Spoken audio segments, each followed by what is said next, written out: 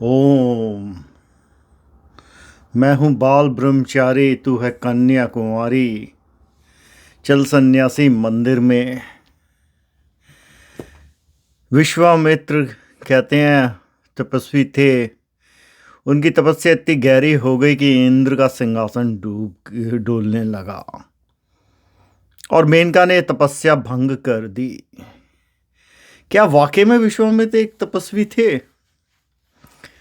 अगर बात को देखें गहराई से, जो असली साधु तपस्वी हुए, बुद्ध के पास कितनी अम्रपालियां आईं और वो बुद्ध की शिष्या में बदल गईं।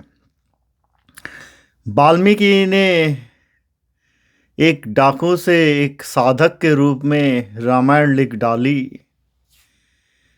यह बात उस तरफ करें,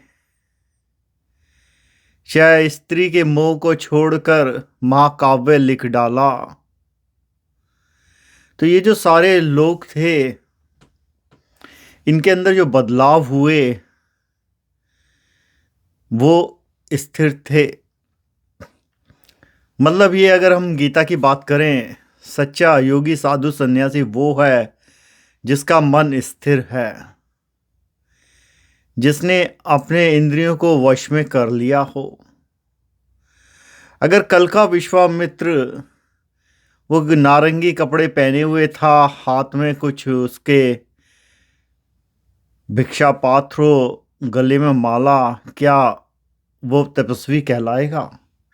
क्योंकि तपस्या इतनी छोटी पंगु नहीं हो सकती कि एक मेनका के आने से टूट जाए। अगर आज के समाज में देखो, आज की मेनका क्या है? आज की मेनका है सत्ता, रुतबा, पैसा। चारों तरफ के जो तपस्वी तुम देखते हो, जो विश्वामित्र की तरह दिखते हैं, लेकिन उनकी तपस्या तो अंदर से भंग हो चुकी है।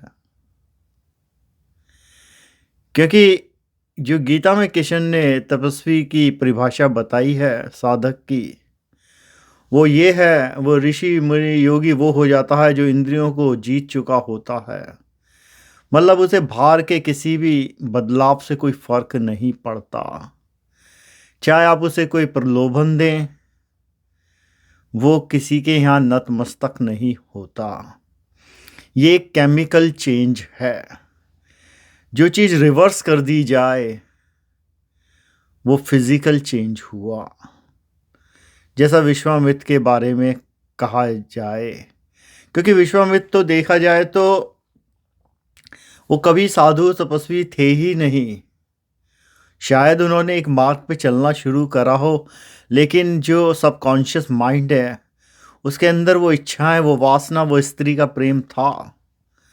और इसी वजह से जब एक स्त्री आई, वो अपनी उन भावनाओं को, उन इच्छाओं को नियंत्रण ना दे पाए और वो सैलाब टूट गया।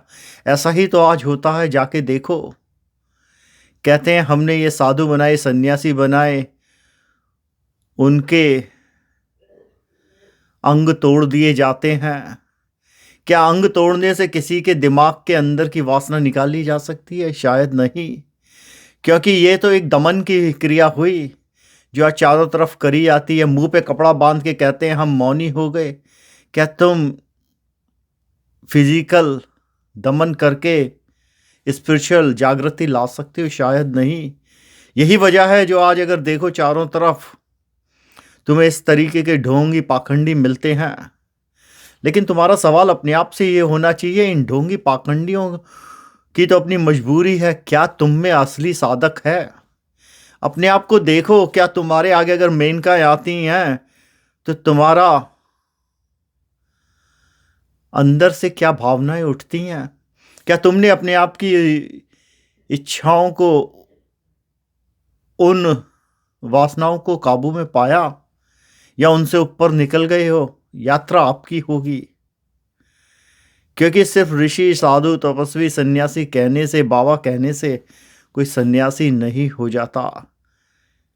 क्योंकि ये तो टाइटल इंसान के बनाए हुए हैं, लेकिन जो असली सन्यास है वो तुम्हारे अंदर है। बदलाव तुम्हारा होना है, क्योंकि ये तुम्हारी इच्छा है। फिर उसके बाद एक क्या हजारों मेनकाएं कुर्बान हो जाएंगी, हजारों अम्रपाली तुम्हारी शिष्या हो जाएंगी, फिर भी तुम उस चंदन की तरह हो जाओगे जिस पे सांप तो लिपटते हैं, बट चंदन को कोई फर्क नहीं पड़ता। ओम।